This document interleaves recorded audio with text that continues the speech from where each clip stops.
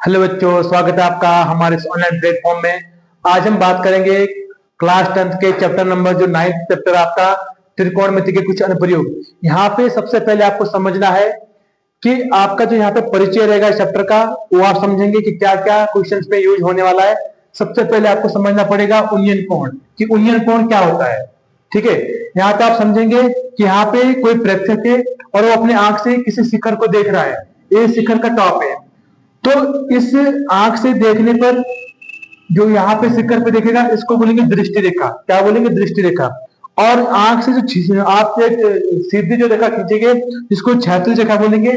तो दृष्टि रेखा और क्षैतिज रेखा के बीच बनने वाले कोण को बोलेंगे उन्नयन कोण। कहने का मतलब है जो कोण आपका नीचे से ऊपर देखने पर बन रहा है, जो प्रेक्षक रहेगा वो नीचे एक तल पे रहेगा और किसी शिखर को देखेगा, तो आपका उन्नयन कोण कहलाएगा। सिमिलरली यहाँ पे आप बात समझेंगे तो आपका सेकंड टाइप का जो कोण रहता है, एंगल रहता है, वो रहता है अवनमन कोण। अब अवनमन कोण क्या होता है, देखो यहाँ पे आप उन्नयन कोण को समझ गए।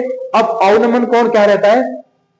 अब यहाँ पे जो प्रेक्षक है वो आपको किसी तल पे देखेगा तो वो शिखर पे होगा। प्रेक्षक आपका जो रहेगा वो किसी शिखर पे होगा, किसी वस्तु जो आपके तल पे है उस वस्तु को देख रहा होगा। तो जो कोण बन रहा है ऊपर से नीचे की ओर, तो यहाँ पे आपकी जो क्षैतिज रेखा हो जाएगी उस समय के लिए, ये आपकी क्षैतिज रेखा रहेगी और ये आपकी दृष्टि रेखा रहेगी।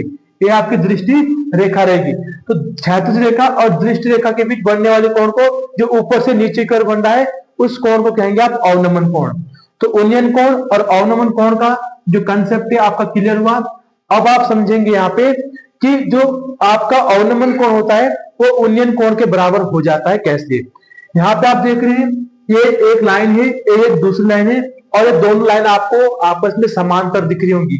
तो दोनों जो समांतर लाइनें हैं इनमें यहाँ पे जब कोई तिर्यक रेखा जो ट्रांसवर्बल लाइन होती है, पैरेलल लाइंस के बीच में कोई ट्रांसवर्बल लाइन होती है, अगर वो क्या करते हैं इनको ऐसे इंटरसेक्ट करते हैं तो इनके जो कोण होते हैं इंटीरियर जो आपका अल्टरनेट एंगल वो आपके इक्वल रहेंगे। जितना एंगल ये होगा 180 डिग्री अगर ये है तो आपका ये भी 180 डिग्री होगा। तो आपका ये भी आपका जो अवनमन कोण है वो उन्नयन कोण में इस प्रकार से बदल जाएगा।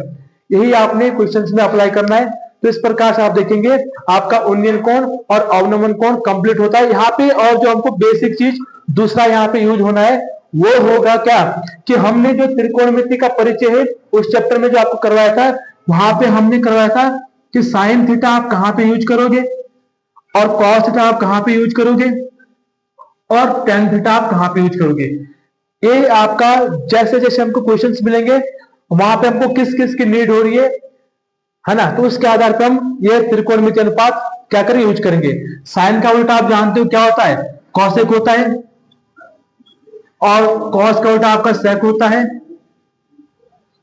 और टेन का उल्टा आपका कोट होता है। ये आपस में एक दूसरे के उल्टे होते हैं। अब यहाँ पे ध्यान देना, इसके लिए हमने आपको जो लॉजिक बताया था जो हिंदी मीडियम के लिए खासकर उपयोग ये रहेगा आपका LAL अपॉन में KKA। इसके आधार पर हम क्या करेंगे, कहां पे हमको क्या अप्लाई करना है, कौन सा त्रिकोणमिति अप्लाई करना है, तो उसको हम अप्लाई कर देंगे। तो ये आपका जो त्रिकोणमिति का जो परिचय है ये आपका कंप्लीट हो जाता है। अब हम जाएंगे एक्सरसाइज पे, तो आप देखेंगे एक्सरसाइज के क्वेश्चंस कैसे हमने सॉल्व करने हैं। ठीक है ना, तो हम आते हैं एक्सरसाइज पे। देखेंगे अब हम स्टार्ट करते हैं प्रश्नावली जो आपका 9.1 है। यहाँ पे आपको समझना है, हम यहाँ पे क्वेश्चंस नहीं लिखवाएंगे, तो आप बुक्स लेके नोटबुक लेके बैठे और आज हम इस चैप्टर को कंप्लीट करने वाले हैं, तो आप बने रहे हमारे साथ। देखिए क्वेश्चन नंबर फर्स्ट में आपको क्या बोला गया है। यहाँ पे बोला गया सर्कस का एक कलाकार एक 20 मीटर लंबी डोर पर चढ़ रहा है। ठीक है ना, यहाँ पे आप देखिए जो सर्कस का कलाकार है वो 20 मीटर लंबी डोरी पर चढ़ रहा है। ये आपकी एक 20 मीटर लंबी डोरी है और इस पे जो सर्कस का कलाकार चल रहा है, आप क्वेश्चन को अच्छे से जब पढ़ेंगे तो आपको समझ में आ जाएगा। यहाँ पे तो डायग्राम दे रखा क्वेश्चन नंबर फर्स्ट में, लेकिन मैक्सिमम क्वेश्चन में आपको डायग्राम नहीं दिया गया होगा, तो आपको क्वेश्चन को पढ़ के डायग्राम खुद से बनाना पड़ेगा।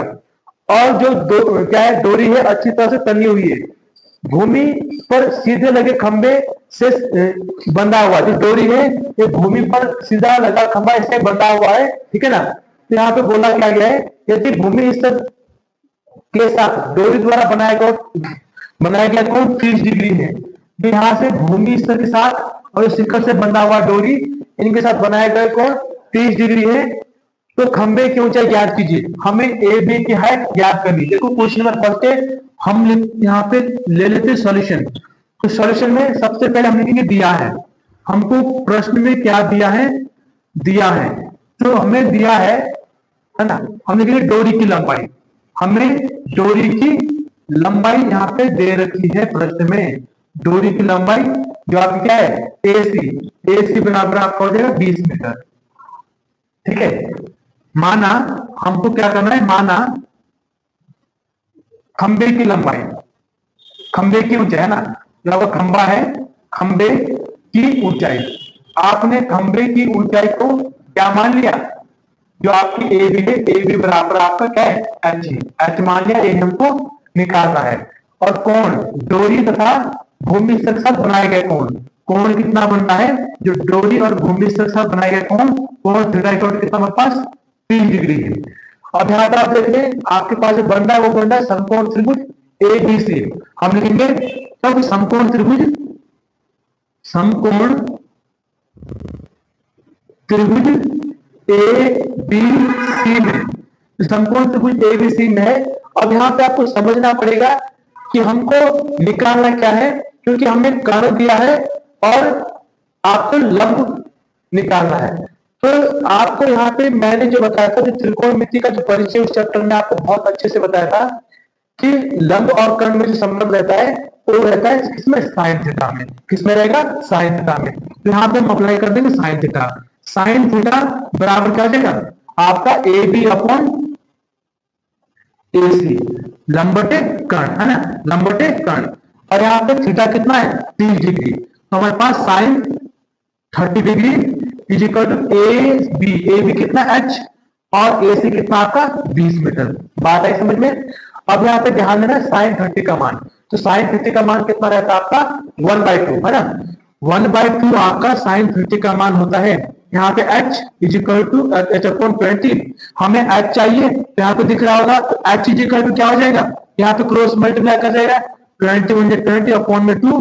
तो h जो आपका आएगा वो आएगा 2 1 2 यानी कि 10। आपको किस में दिया? मीटर में। तो 10 मीटर। तो यहाँ पे h जो खंबे की जो हाइट थी वो आपकी 10 मीटर आ चुकी है। इस प्रकार से एक बहुत आसान क्वेश्चन रहते हैं और दिखने में भले लंबे होते हैं, लेकिन जब आप इनको सॉल्व करोगे तो बहुत आसान तरीके से ऐसे आप सॉल्व कर सकते हो।